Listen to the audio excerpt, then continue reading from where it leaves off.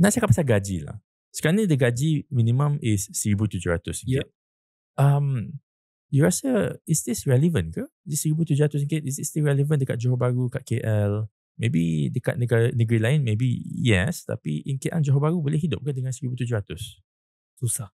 Susah. Susah. Sebab di Johor Bahru kita ni bersebelahan dengan Singapura. Singapore, yes. Yep. So who is rich, very rich. Yes, they are rich. And Johor Bahru becomes dia punya shopping ground. Setiap petang Jumaat, lepas pukul 5, pukul 6, tambak Johor Bahru, dua-dua tambak tu will be jam. Sebab Malaysians pulang balik ke Johor Bahru. Singaporean pun nak datang, want to spend the weekend di Johor Bahru. Because it's cheaper lah. It's cheaper for them. Okay. For them, yes. Sebab 1/3. Once dia datang, dia makan dinner RM300. Tak sampai $100. So Johor Bahru is expensive sebab berjiranan dengan Singapura. So 1,700 tu susah, bukan senang. Which is why kadang-kadang dalam satu keluarga tu ada 4-5 orang yang bekerja. And they are part of one household. Dia duduk satu family. Dan satu rumah. Yes. So it looks like pendapatan 7-8 ribu sebulan. As a household. As a household. Tapi seorang tu 1,000 lebih, 2,000. So it's, I must say macam KL. If you look at KL juga, especially in town, you'll see all the branded cafe and all. Tiba-tiba bawah jambatan tu ada satu warung, which a lot of people are sitting down. They are the ones who are the rakyat lah, if I may say. The rakyat. They have to eat food which is just to survive. So I would say 1,700 not easy to survive in major cities. Okay, so tadi Mr. Devan cakap pasal rumah. So dengan 1,700 ni dan harga rumah naik lebih cepat daripada kenaikan gaji, macam mana diorang nak beli rumah? Are they able to beli rumah? Ini ialah the big dilemma dalam negara kita ni. Sebab I think as a basic human punya needs, semua orang perlukan shelter. That's right. Shelter. Tapi harga rumah dah melambung lebih cepat daripada pertumbuhan gaji. So kebanyakan orang sekarang tidak mampu membeli rumah sendiri, atau jika dia membeli rumah tu, dia kena beli di outskirt. Travelling saja dah 1 jam lebih, 2 jam one way. To work. Yeah, to work. Two way dah 4 jam sehari di jalan raya. Quality of life also drops. So I think di Malaysia we are having this dilemma. And kadang-kadang saya ni cerita sebagai as an end user myself. Tapi kita pun cerita sebagai investor. But in reality banyak variables ni. Variable tanah, variable building cost, our nilai mata wang negara yang also influence the cost. Ada banyak faktor kat sini.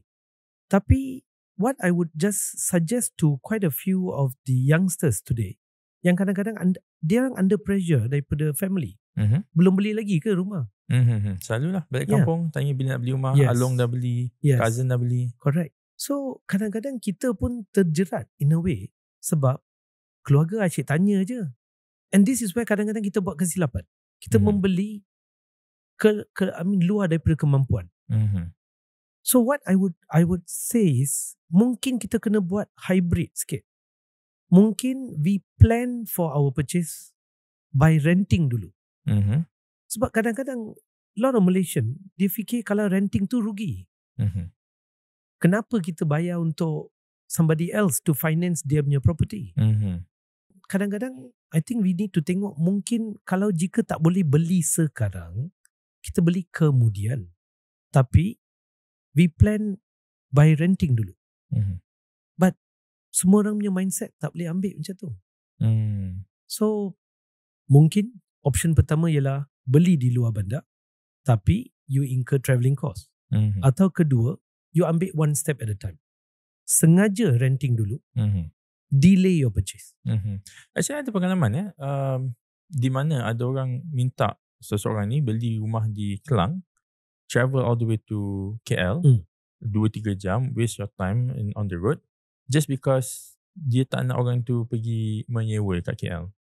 of course lah dia tak beli rumah tu because it doesn't sound right, and he's happier lah menyewa for the time being. Dia tak ada, bukan ada masalah duit, cuma dia tak nak beli kat Kelang, jauh sikit berbanding dengan tempat kerja dia dekat KL. Tapi dekat luar sana ada ramai orang yang dia boleh pula beli rumah berkali-kali ya. Does that mean that orang yang kaya makin kaya? Faiz, you told something, ada orang yang boleh beli berkali-kali. Now, we kena tengok mengapa dia boleh. So, faktor pertama ialah dia ada lebih daripada satu pendapatan. Cuba kita renung sikit. Orang yang makan gaji tu, dia diberi gaji sekali sebulan. Betul. So, wang masuk sekali saja sebulan. Tapi tiap-tiap hari wang keluar. Kita makan, wang keluar. Bayar tiket parking, wang keluar. So, kalau kita tengok betul-betul, wang keluar ialah 30 hari, 31 hari. Wang masuk satu hari saja. Okay. So, this is why kebanyakan orang tidak mampu untuk membeli rumah. Sebab logik, kita go to the basic logic. So, jika wang masuk 2 kali sebulan pula, ke barang kalian untuk membeli become better kan? Betul. What if sekarang wang masuk 3 kali sebulan? 4 kali sebulan. So kita mendapat wang masuk tu daripada 4 sumber yang berlainan. Sekarang we boleh membeli berkali-kali. So apakah contoh-contoh second income yang orang biasa, orang bekerja tu boleh ada? Okay. Actually banyak sekarang, especially if you look at the gig economy sekarang. I think COVID change kita punya Malaysia punya landscape sikit. Gig economy became bigger. Sekarang kita tengok Grab food rider, Food Panda rider, that's one. Kedua ialah ride hailing. That's the second one. So I can work in the morning as a accounts executive. Kerja let's say kerja end by pukul 6. Dari pukul 7 hingga pukul 10 I bawa ride hailing. And this is something that you encourage juga lah. Can consider. Okay. Why not? Especially jika umur dan masa masih banyak lagi. Yes. Sebab jika seorang tu muda, mungkin 27, 28. Okay. Dia mungkin belum kahwin. He's only answerable to 3 person. Me, myself and I. Itu saja. So, kadang-kadang yang anak-anak muda ni, yang belum kahwin, it's also an opportunity that they're only answerable to 3 parties themselves. Okay. So, gunalah masa tu untuk menjana pendapatan. Alright. Jangan duduk saja. Don't just wait there bila pendapatan tu come. Pendapatan tu mesti dilabur. See, kebiasaan bila pendapatan come in, expenses pun naik. Because they buy new things. New things, or dulu makan di mama, mi goreng. Sekarang makan pasta. Upgrade sikit lah. Because dia nampak duit tu masuk. Yes. So, this is kesilapan banyak orang. Bila sumber kedua tu datang, expenses kedua pun datang. Ataupun increase lah, upgraded. Correct. So your advice is duit dah banyak tu, maintain you punya expenses. Yes. Lifestyle tu tak boleh tanya, tak boleh upgrade. Yes. Jangan ikut. Don't go the same pace. Okay, so Mr. Defa, I ada question ya. Ramai orang akan kata, where is my work-life balance? Sebab kalau habis kerja pukul 6 and then pukul 7 kena start balik kerja sampai pukul 10, bila dia nak jumpa kawan, bila dia nak dating and whatnot. I agree dengan you, Faiz. Tapi masa kita ni 24 jam sahaja. So, life is about choices, Faiz. Jika anda ingin kereta mewah, rumah mewah, everything you want mewah, maybe the only thing is called work balance. It's not work-life balance. There has to be a sacrifice. Dulu saya pernah baca this statement. There's a price for every prize. So jika you ingin work-life balance, ada harganya. Harganya ialah bukan rumah mewah, bukan kereta mewah. You cuma ada kereta biasa, dah cukup dah.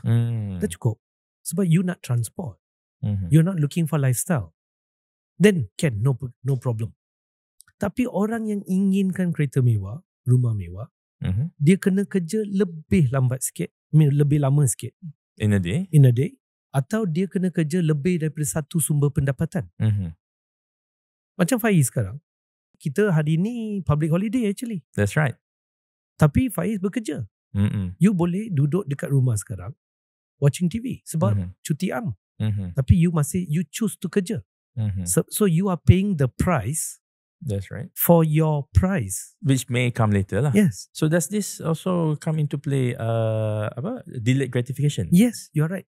So I think we must have this personal ethics also. It's part of your growth. So it's interlinked lah, Faiz. Very difficult to cakap. Oleh kerana ni seseorang tu berjaya. So overlap lah, qualitative and quantitative.